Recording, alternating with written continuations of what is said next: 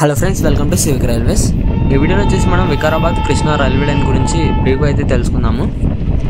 So మనకి ఇటీవలనే ఈ రైల్వే లైన్ అనేది ఫైనల్ లొకేషన్ సర్వే కోసం అయితే సౌతర్న్ రైల్వే అయితే శాంక్షన్ చేసింది. సో ఇందులో మనకి ఈ రైల్వే లైన్ వచ్చేసి తెలంగాణలోనే ఉన్న వికారాబాద్ నుంచి తెలంగాణలోనే ఉన్న కృష్ణా రైల్వే స్టేషన్ల మధ్య అయితే నిర్మిస్తున్నారు. యాక్చువల్గా ఇది వికారాబాద్ కృష్ణా రైల్వే లైన్ అయినప్పటికీ ఈ రైల్వే లైన్ వచ్చేసి మనకి వికారాబాద్లో స్టార్ట్ అయ్యి తెలంగాణలోనే ఉన్న ముక్తాల్ రైల్వే స్టేషన్ దగ్గర అయితే ఎండ్ అవుతుందన్నమాట. సో ఈ రైల్వే లైన్ యొక్క మొత్తం పొడవు వచ్చేసి 122 కిలోమీటర్లు. ఈ రైల్వే లైన్ నిర్మించడానికి మనకి అప్రాక్సిమేట్గా 2196 కోట్ల ఖర్చు అవుతుందని అయితే అంచనా అన్నమాట. సో ఈ రైల్వే లైన్ నిర్మించడం వలన తెలంగాణలో వెనుకబడిన ప్రాంతాలైన పరిగి, కొడంగల్, హుస్నాబాద్, దౌలతాబాద్, నారాయణపేట్ పట్టణాలకైతే రైల్వే కనెక్టివిటీ అయితే ఏర్పడుతుంది. అలాగే ఈ రైల్వే లైన్ నిర్మించడం వలన మనకి హైదరాబాద్ నుంచి రాయచూర్ మధ్య చాలా తక్కువ దూరం అయితే ఉంటుందన్నమాట. సో ప్రజెంట్ మనకి సికింద్రాబాద్ నుంచి రాయచూర్ వెళ్ళాలంటే మెయిన్గా తాండూరు, వాడి అవుటర్స్ మీదుగా రాయచూర్ అయితే వెళ్తాయి. కాకపోతే ఈ రైల్వే లైన్ నిర్మించడం వలన దూరం అనేది తక్కువ అయితే ఉంటుందన్నమాట.